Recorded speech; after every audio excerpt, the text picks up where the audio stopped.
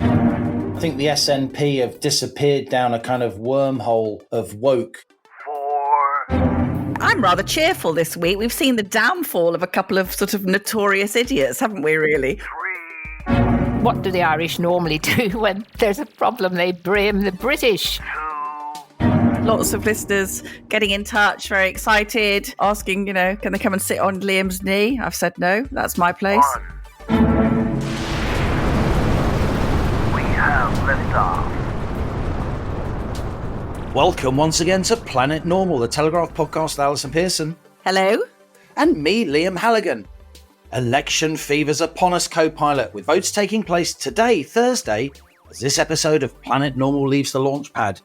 The electoral battle's on across 107 local authorities in England, with contests also taking place for Mayor of London, London Assembly seats, and 10 mayorships beyond the capital. We've got a by-election in Blackpool South, after a former Tory MP resigned, and voters across England and Wales are electing 37 police and crime commissioners. There are no elections in Scotland or Northern Ireland, but we will be discussing both those parts of the UK on today's Planet Normal. And with voting now underway, we have to be careful, don't we, co-pilot, not to breach electoral rules imposed on journalists by commenting on individual candidates. But we will be talking about the resignation of Scottish First Minister Humza Yousaf, who lasted little more than a year after the SNP imploded, not just amidst claims of serious financial mismanagement, but also because it's fallen out with the Scottish Greens, whose votes the SNP needed to maintain their Hollywood majority. We'll be talking too about growing tensions between the UK, particularly Northern Ireland, and the Irish Republic, as the two countries row over who should be responsible for escalating numbers of asylum seekers. Plus, there are growing concerns about AstraZeneca's anti-COVID vaccine, Allison, amidst mounting evidence, including admissions from the pharmaceutical giant itself, that a small but significant number of vaccine recipients have endured permanent and in some cases rather serious damage to their health. But before all that, Allison, let's tell listeners again about our upcoming Planet Normal event on Wednesday the 29th of May at Cadogan Hall in London, where we'll be recording our, drumroll, wait for it, 200th anniversary of Planet Normal in front of a live audience. How exciting. And Telegraph subscribers who'd like to join us on the night can buy tickets via the Telegraph website, link in the show notes to this episode. Have you bought your new frock yet? I'm not sure I can afford a ticket. No, apparently I come anyway, and we've had lots of feedback, lots of listeners getting in touch, very excited, asking, can they come and sit on Liam's knee? I've said no, that's my place. Yeah, because you want your choice of knees, so you won't even let someone sit on the other one. And of course, we've got the brilliant Lionel Shriver, novelist extraordinaire, very astute social commentator, friend of Planet Normal, who actually appeared at our 100th episode celebration as well.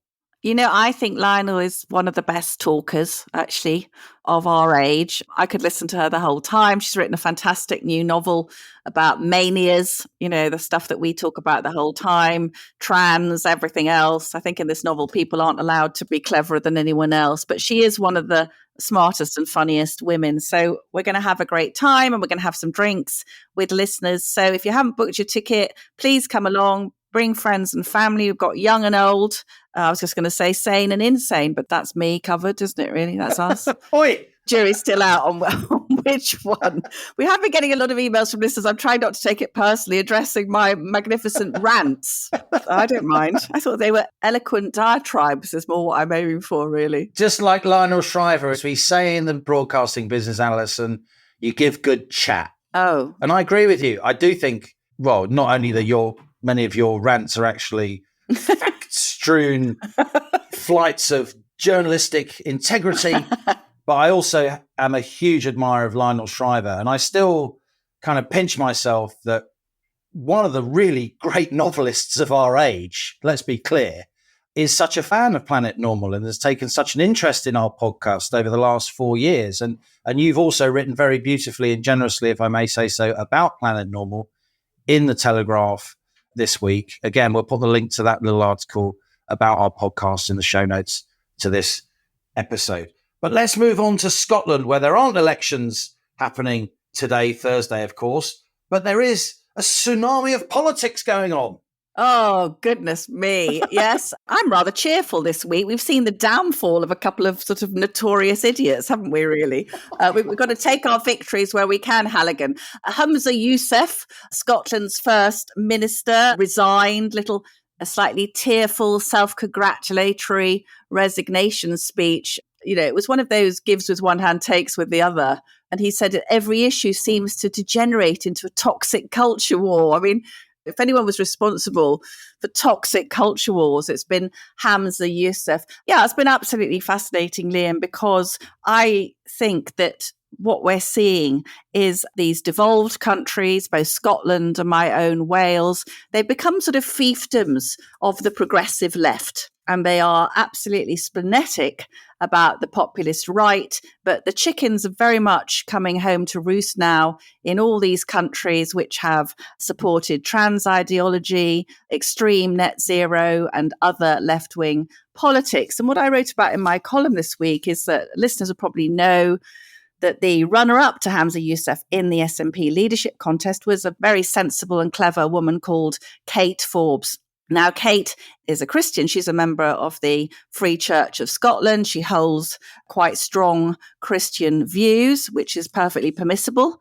in politics. And she has said that although she opposes abortion and certain other things, she absolutely doesn't let that influence her voting. She has a right to hold those views and not enforce them in office. But this is my question for you, Liam. So Kate Forbes is being damned in the media, in our mainstream media, as socially conservative because she's a Christian.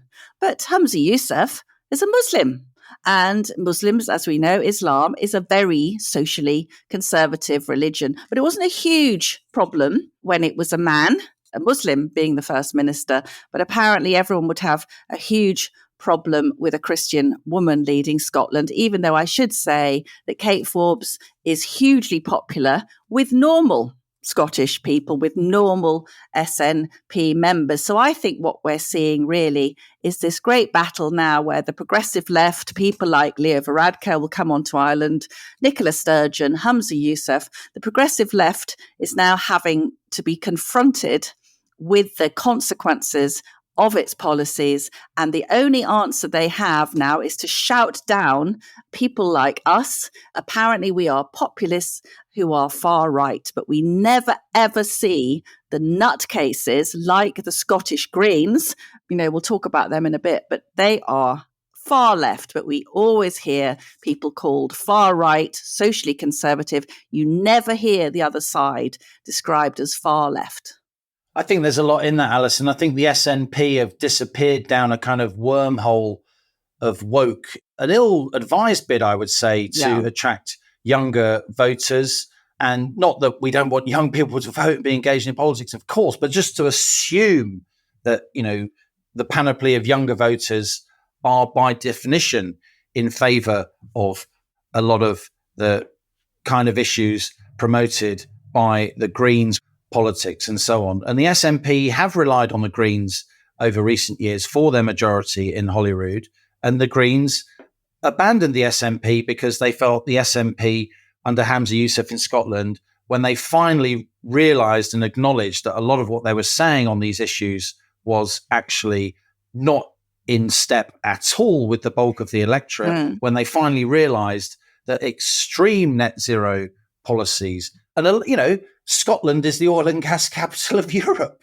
Hundreds of thousands of people are employed in Scotland and indeed across the UK by our oil and gas complex, not least in and around Aberdeen. So the SNP was woefully out of touch with a lot of mainstream Scottish opinion, I would say, even if it felt it was really in touch with trendy metropolitan opinion among the media and political classes. So Humza Yousaf has left. He did last longer than Liz Truss. He lasted just over a year.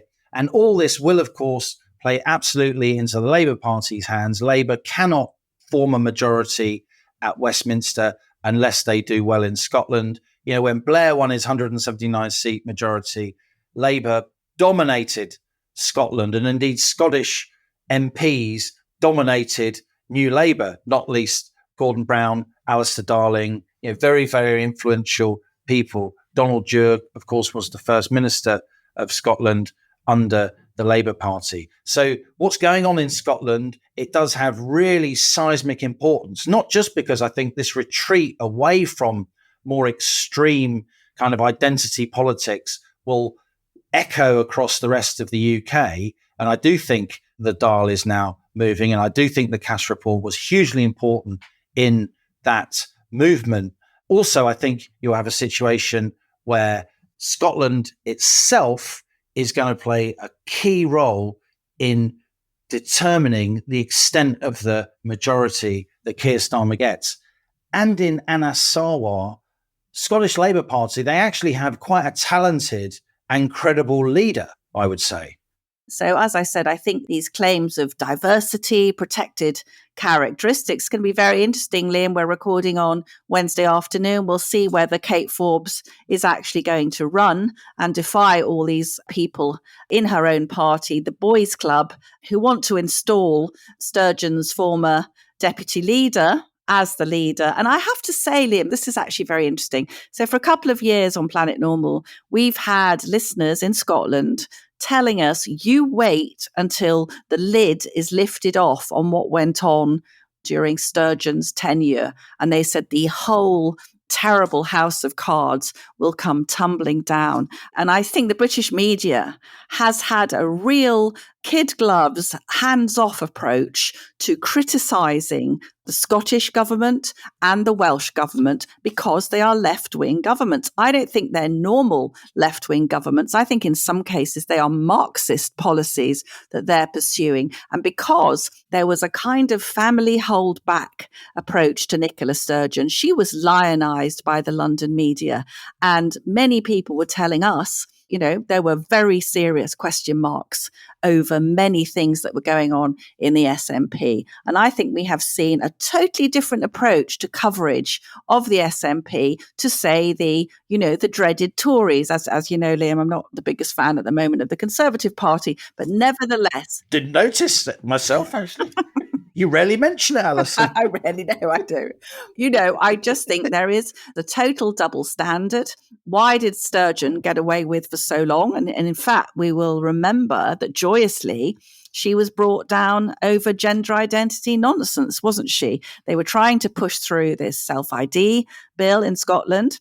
And it coincided brilliantly with a male rapist who announced that he was a she, and was pictured gloriously in the famous pink lycra leggings with ample evidence at the front that he was very much not a she. So she was hoisted by the pink lycra leggings. And we've seen that as well, like we said, the completely nuts Scottish Greens, co-leadership, who one of them is Canadian, no surprises there, because Canada has become the world capital of wokery. What did someone say to us, Liam? Are they they're non-binary, aren't they? The two Scottish Greens are the man and woman, although possibly we're not supposed to call them that anymore, but they are non-binary. And as you said, the reason they had this big bust up with Yousaf was because they didn't want NHS Scotland to follow NHS England's lead and ban puberty blockers, following on from the devastating conclusions in the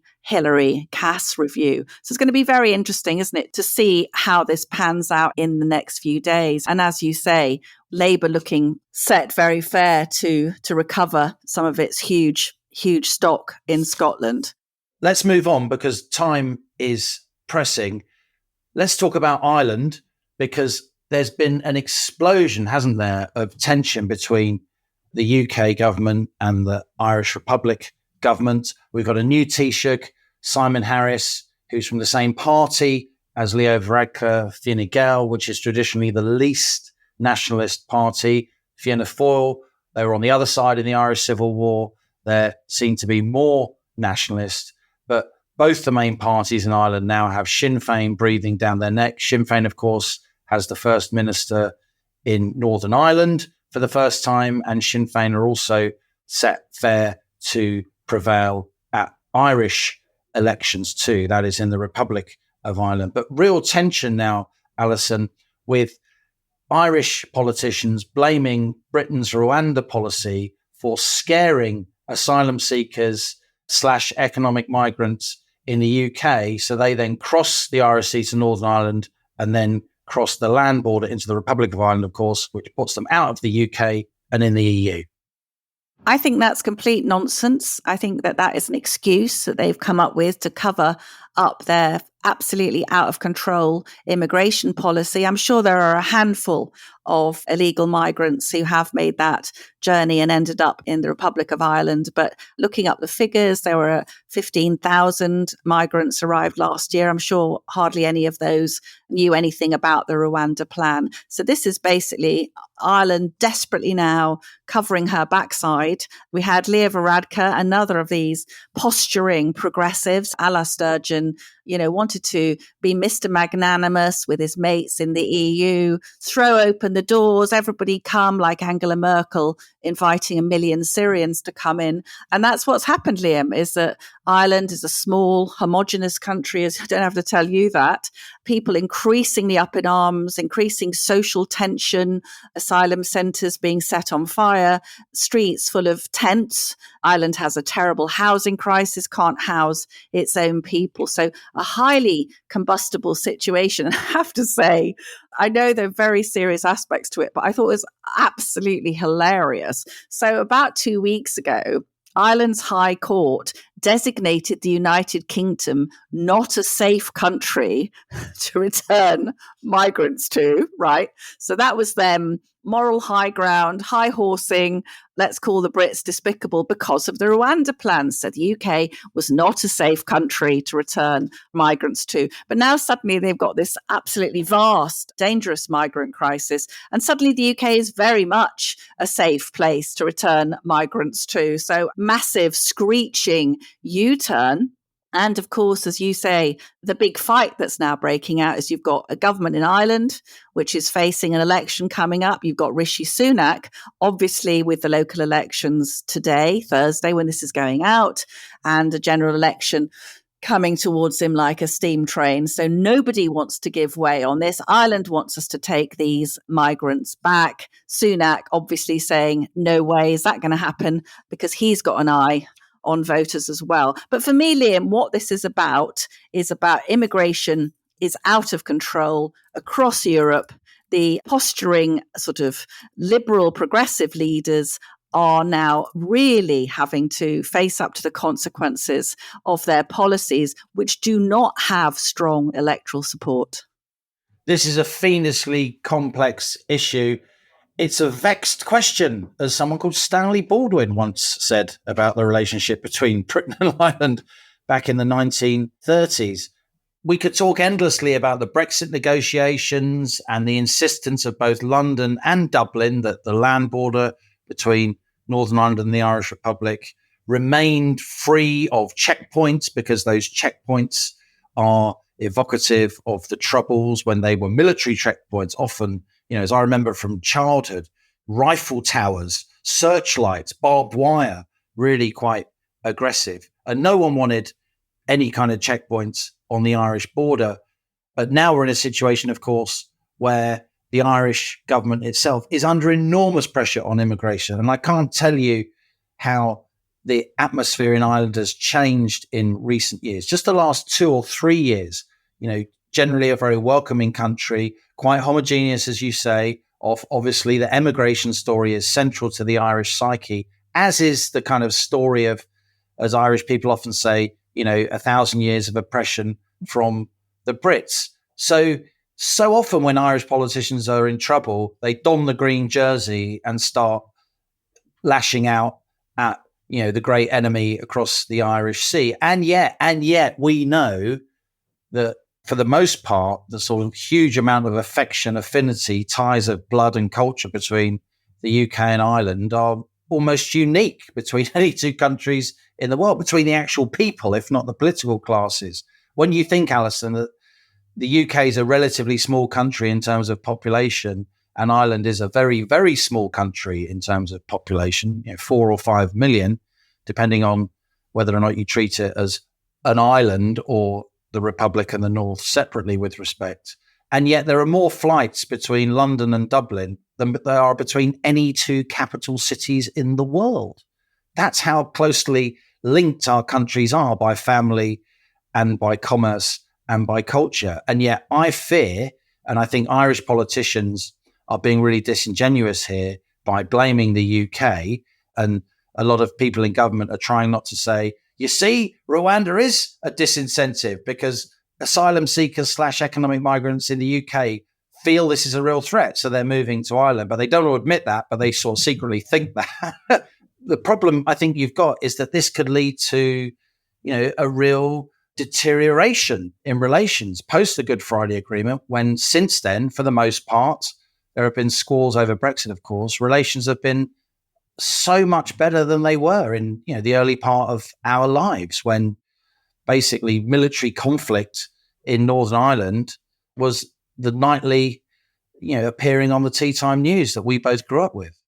But we've had in the Telegraph, very good piece I can recommend by the excellent commentator Ruth Dudley Edwards. And she said what I think, Liam. She said Ireland's made its bed and got a lie on it, casting around now. I mean, Varadkar's nowhere to be seen. He's showing a clean pair of heels, isn't he? And we've followed this. There's growing anger amongst normal Irish people about unsustainable levels of immigration into a country that's struggling to house its own people. And I think that's going to be the story of the next few years. And in England, of course, we're seeing the last few days, aren't we? There's one failed asylum seeker co-pilot was paid £3,000 to voluntarily relocate to Rwanda. So the Tories now are pinning a lot of hopes on this Rwanda plan. I think we've actually had some asylum seekers being picked up in the last 24 hours, ready for deportation. But as we know from having spoken to both Suella Braverman and Robert Jenrick, they don't think this policy is going to work because they think that the European Court will interfere to stop them. And this has got to be my favourite fact of the week, Liam, is that our ever marvellous Home Office has mislaid of 5,700 illegal migrants that they were planning on deporting. Half of them have gone missing.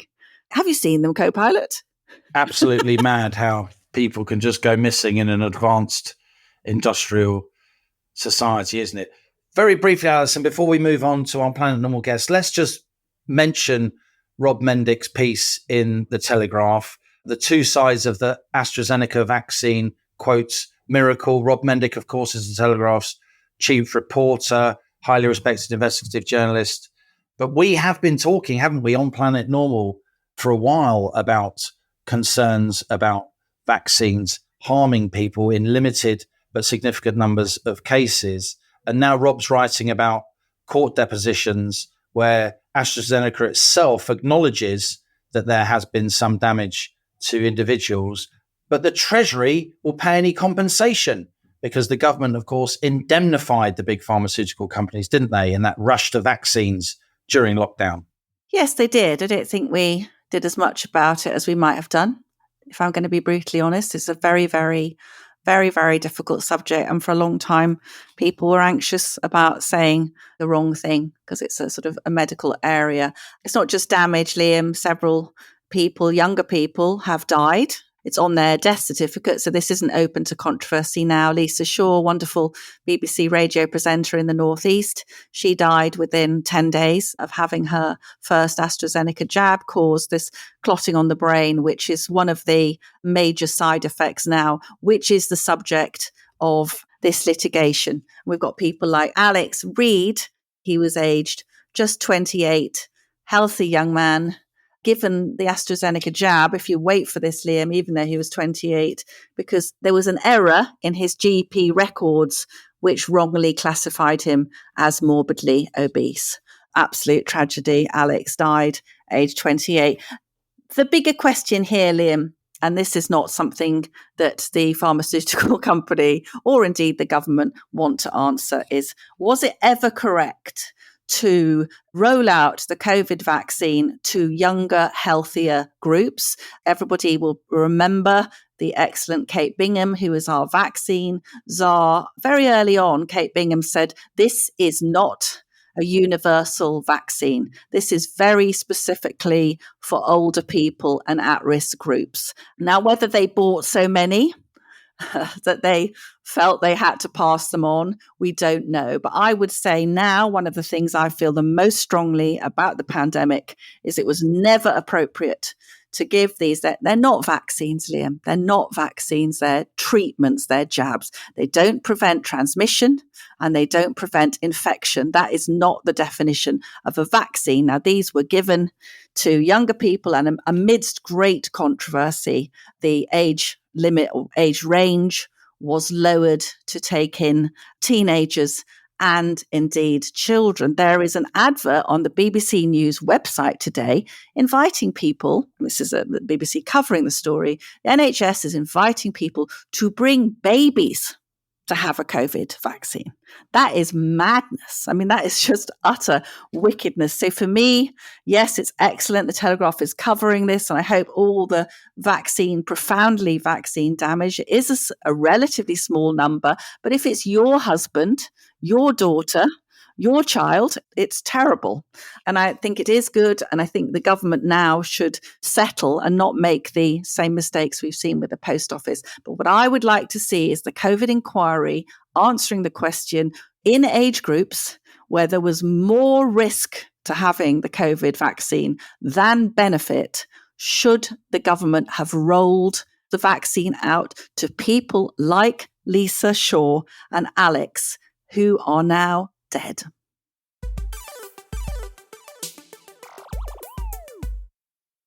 Last week saw the death of Lord Field of Birkenhead, Frank Field, the widely admired Labour MP and former Welfare Reform Minister. I knew Frank Field for 30 years and wrote about his career and legacy in the Telegraph, link in the show notes to this episode.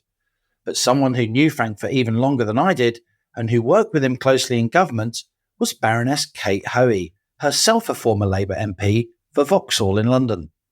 Both committed anti-poverty campaigners and both Labour Brexiteers, Kate and Frank were very good friends, Kate having served as Frank's parliamentary private secretary during his time in office.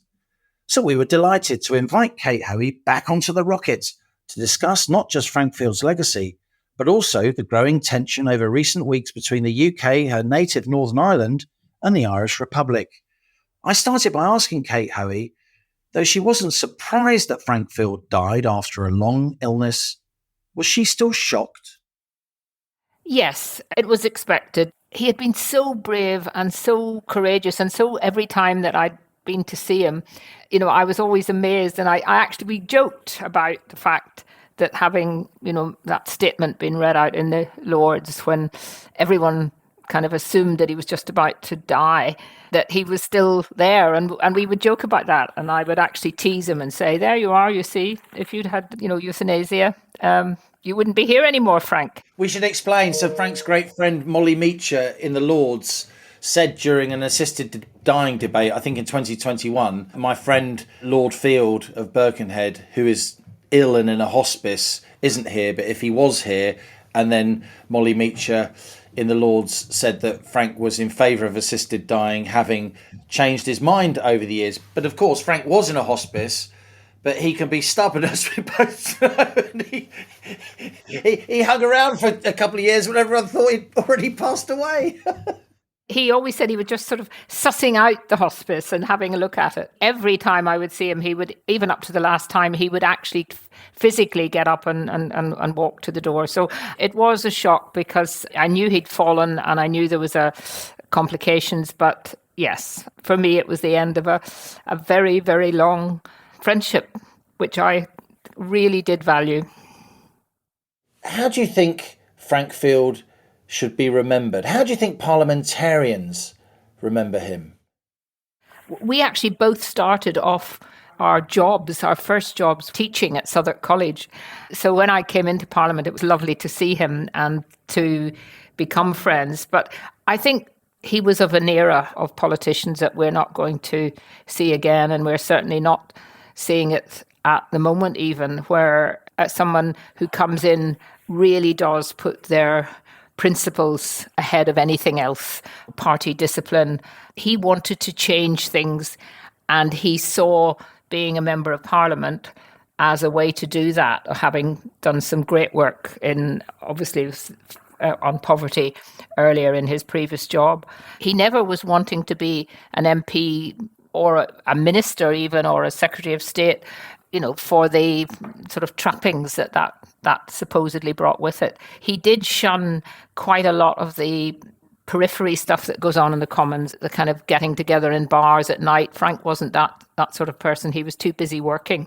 He worked very, very hard and had a very loyal staff who worked with him for many years. He obviously remembered the sort of legacy he has on welfare and the thinking that went into that. But I personally will just remember him as a very, very kind, loyal person who took time with anyone who he got to know. He would literally stop in the street and talk to people, and they felt he understood them. He was just so different from any of the other MPs that I met and became friendly with over the years. I can concur with that, Kate. To travel on a train with Frank, as I did quite a few times, was to witness just a string of people come up to him and say thank you for everything that you do. He found it difficult to take praise, didn't he? Very much so. He was actually quite reserved in his own way, and shy in many ways. And he pushed himself forward because he needed to, in order to conduct his policy advocacy in the best way he knew how.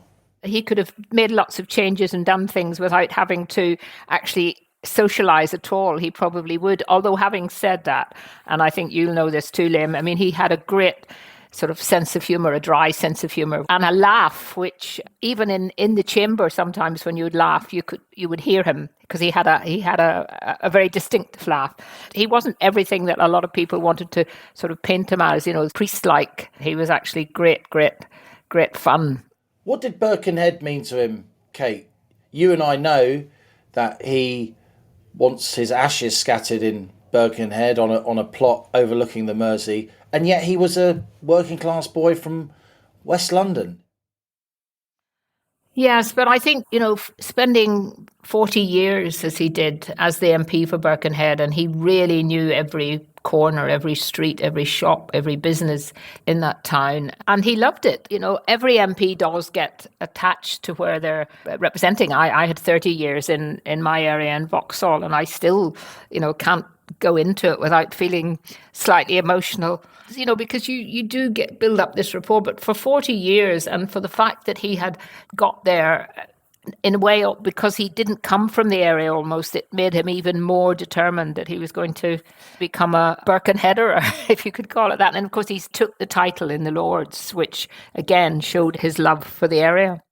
So had he prevailed, had he consolidated his power in New Labour, then perhaps millions of pensioners would now have their own pension pots and be benefiting from compound interest and investment returns, because he wanted, didn't he, for every person to have their own individual pension pot that they pay into. He wanted to restore the contributory principle. He wanted to sharpen up incentives for people to get back into work. So maybe we'd have less of the sick note culture now, which ministers are still wrestling with, which he warned about for years. Given the extent of his writings on welfare, given the influence of those writings, given the way he was listened to in the House of Parliament, if not in Downing Street, given how many cabinet ministers, and you'll know this as well as me, before and since he was in office have used him as a kind of unofficial advisor, whichever their party they're from, and he would always give freely his best advice without going to the papers about it, because he just wanted good outcomes. I've called him probably the most influential thinker on welfare in the UK since Beveridge. Do you think that's overstated? No, I don't think it's overstated, and I think as time goes on, it will become even more recognised by people. He knew that it was going to be a long-term project, in a sense, what he was trying to do with welfare. But the problem with politics, and it's even more so these days with the fast speed of social media and 24-hour news coverage, that politicians and leaders aren't prepared to give time to anything, because they see perhaps initially when something's announced, it isn't immediately popular, or people don't understand how long term could help. And I think that's what happened on all of his. It was going to be too costly at the beginning and too much of a feeling, I think, that Blair thought, and certainly Gordon Brown, that this was not going to be something that the public would see as good. I blame the leaders of political parties for never being confident enough to actually take risks with policies. And, we see that all the time. But Frank knew that if we were going to really change the situation of so many people, then we had to look at the way the welfare system was acting as a barrier to people getting to work and people having a fruitful life.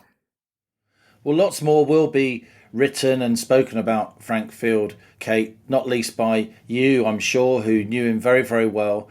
But while you're here on Planet Normal, let me also ask you about another subject very, very close to your heart, and indeed mine, and again, another subject that you and I have talked about over decades, really, and that's the island of Ireland, the relationship between Northern Ireland and the Republic of Ireland, for all the progress of the Good Friday Agreement, for all the improvement in relations in recent years, which you and I have both welcomed very much.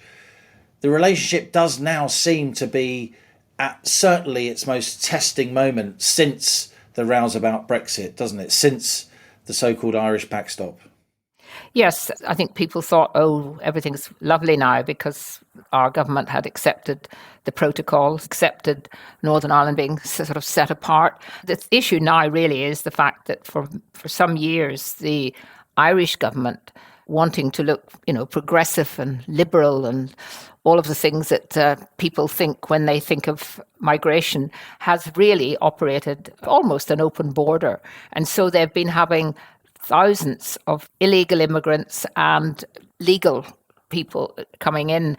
But more recently, what they've been doing, because there hasn't been the accommodation, and we saw that in Wicklow just last week, where the local community just had enough. They were not prepared to have 150 people dumped in more or less tents in their area.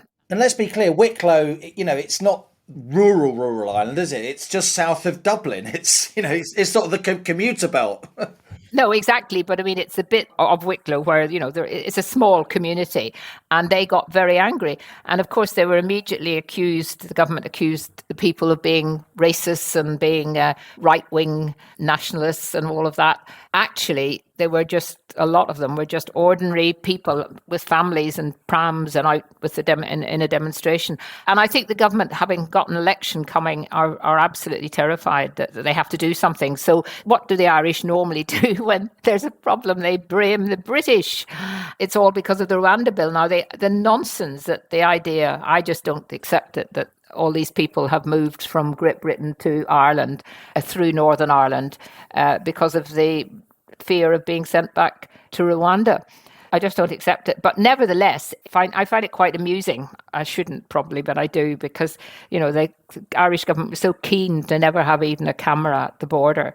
And, because of wanting to protect the EU single market, so that Northern Ireland has had to have the UK has now put a border in their own country, which no other country in the world would do, to please the Irish and to please the European Union and supposedly protect the Belfast Agreement and not have a border of any kind. Whereas the Belfast Agreement, as you know, Liam, only talked about military infrastructure. I mean, it is a frontier between the United Kingdom and an independent country. So, I'm absolutely delighted that the Prime Minister actually did speak against what the Irish government was saying and sounded quite blunt. Now, hopefully that will stay. But it must be slightly concerning that after everything looked like the new Taoiseach was there and everything was started to be closer, that there is this rift which could get worse if the Irish government feel that it's helpful to them in their election coming up. Leo Varadkar, of course, the former Taoiseach, stepped down in the wake of two referenda that went very badly wrong for the Irish establishment, trying to change the Irish constitution, and people resoundingly, in huge numbers, said no. And so Simon Harris replaced him as Taoiseach.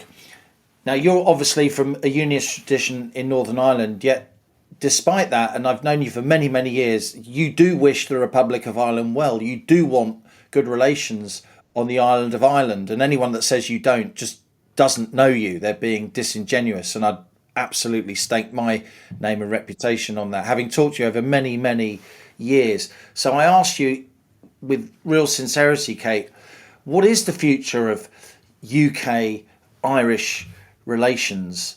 I mean, could we even get to the point where the sacred common travel area, the idea that people from the Republic, as my family did, can come to the UK, people from the UK can go to Ireland freely, we can vote in each other's countries. It's almost a unique closeness in the world. There's almost no two other sovereign countries who are that umbilically linked by blood, culture, and history. Could the common travel area, which so many Irish people cherish, given how many come here to work, not digging the roads so much these days, but as accountants and media people and so on, could that be in jeopardy now? I don't think it will be, provided we have a leadership in the Republic that actually starts to face up to reality and not sort of ideology about what's happened in the past. And I think we need some honesty too from Simon Harris. I was quite pleased when he came in and immediately said that, pushing for a united Ireland was not a priority for his government. And I think that's what most people living in the Republic feel.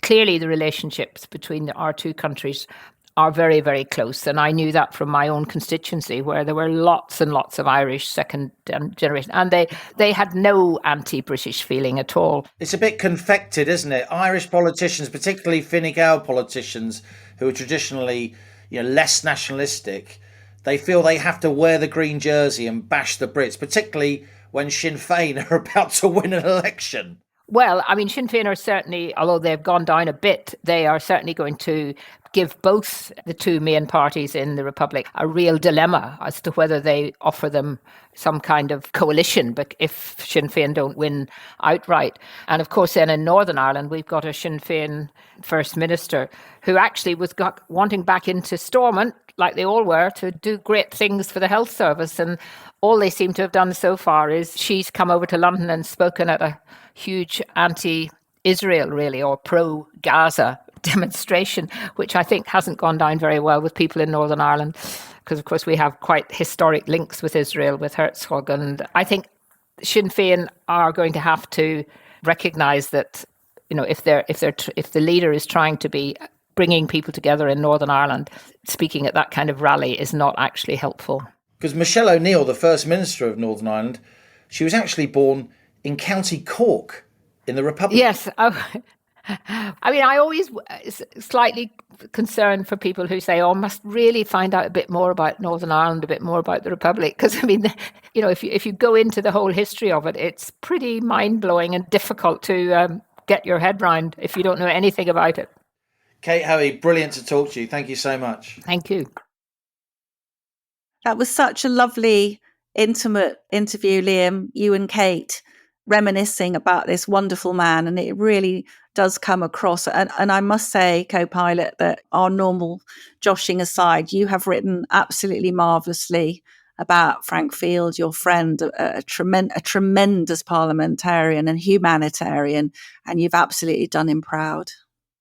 That's kind. I mean, you get to know a lot of people in our business, don't you, Allison? And inevitably, there are some people who you meet professionally and you write about who you do befriend. And I think as long as you're clear about that when you write about them, then I think that's completely fine as a journalist. I spent many hours with Kate Hoey and Frank Field when he was Welfare Reform Minister. I was a reporter for the FT at the time.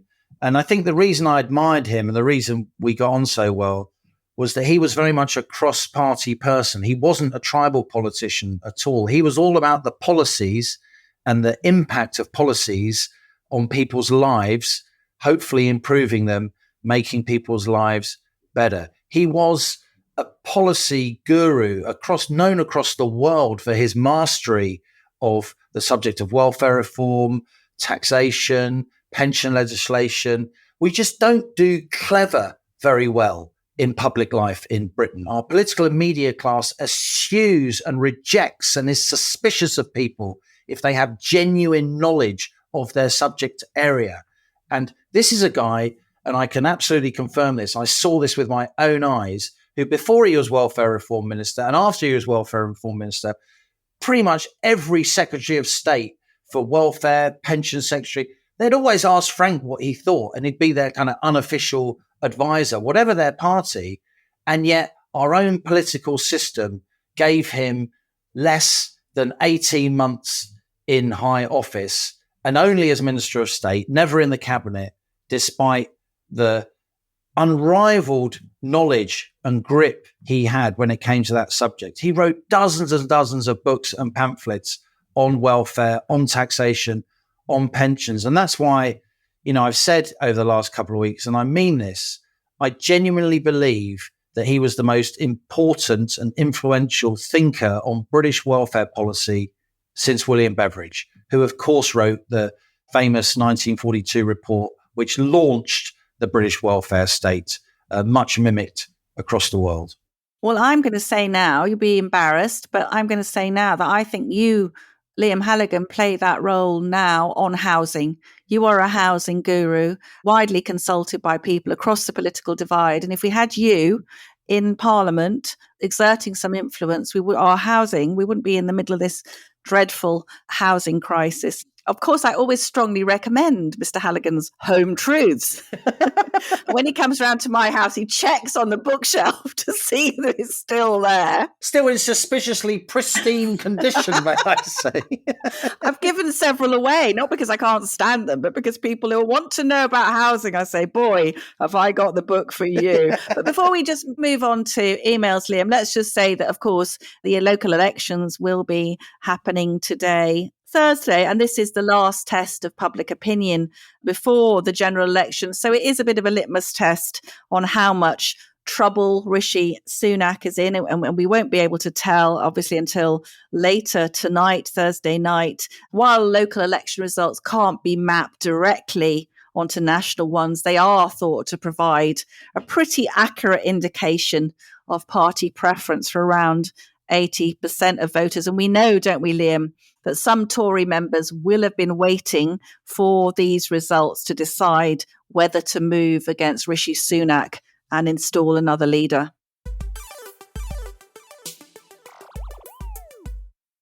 Now on to our listener emails. Your messages sent to planetnormal@telegraph.co.uk. Please keep them coming. We love to read them and learn from you, the citizens of Planet Normal. A great rush of emails about the SNP. Mark says, regarding Kate Forbes, other socially conservative separatists have been treated similarly, such as brother and sister Brian Souter and Anne Gloag. It would appear that you can dismiss Orthodox Christians as both a dispensable loony fringe and a hegemonic superpower to be expunged from the culture at the same time. Meanwhile, the Greens give us all Scots the disastrous outflow of playing God in God's apparent absence. Much as I reject separatism, says Mark, Scotland would be a better place if more of Kate Forbes' ilk were in office. Very interesting. This is from Gemma. Dear Allison and Liam, I just want to say again how brilliant your podcast is. Thank you, Gemma, and how much I look forward to it every week once I've dropped off my 3 kids at school. A dose of sanity in this increasingly mad world. I really enjoyed the interview with Suella Braverman, and it was reassuring to hear some common sense coming from a high-profile MP. However, if a Home Secretary can't enforce sensible immigration laws in this country, then I ask, what is the point of us voting? How can we all call ourselves a democracy? It seems like the blob, says Gemma, is running the country, and they can do whatever they like. How depressing. Can you give me any hope? Perhaps you can both team up as Prime Minister and Chancellor and shake up the system. Thanks to you both for your continued hard work, which makes such a difference to so many of us. Gemma, how do you think we'd get on, Allison, as Prime Minister and Chancellor? Would we be Cameron and Osborne, always together, joined at the hip? Or would we be Brown and Blair? Well, we wouldn't be like Theresa May and Philip Hammond, thank God, would we? I think we'd be like Thatcher and Lawson, wouldn't we? Do you think? There you go. So we'd get on really well, and then I'd finally resign thinking that I'm cleverer than you. I think that's pretty much where we are most weeks, isn't it? Thank you, Gemma, for that wonderful email. And this is from Denise, a Planet Normal superfan. Plenty of them about. Plenty of them about. I hope you're coming to the event, Denise. Dear Alison and Liam, says Denise, today's Telegraph front page headline reads, NHS declares sex is a biological fact. Do we laugh or cry? This is Bears Poop in the Woods, Pope is a Catholic territory. I never thought I would live to see the day that medical experts felt they needed to state that such a basic fact of life ought to be broadcast. What vindication for you and all the others, J.K. Rowling, Maya Forstater, Graham Linehan, Sharon Davis, Julie Bindle. We can add so many to that list, can't we, Liam, including Telegraph's own Suzanne Moore, all incredibly brave. Hugely brave. And of course, Rosie Duffield, absolutely astonishing. Labour MP, abused by her own parliamentary colleagues. Well, not only that, but this week, Sir Keir Starmer, in an interview with Good Morning Britain, implying that he and Rosie were on very good terms and he'd seen her recently. That's not Rosie's version of accounts, so it's something to ask her at some point, Liam. But anyway, Denise says, yes, thanks to everyone who ran the gauntlet of woke trolling in the face of blatant ideological hysteria. It's a result of sorts, says Denise, but don't expect the ideologues to go quietly. Keep up the sterling work, Planet Normal. This is a quick one from Tim, who wrote to us about his clever son Jamie struggling to get a place at a top Russell Group university.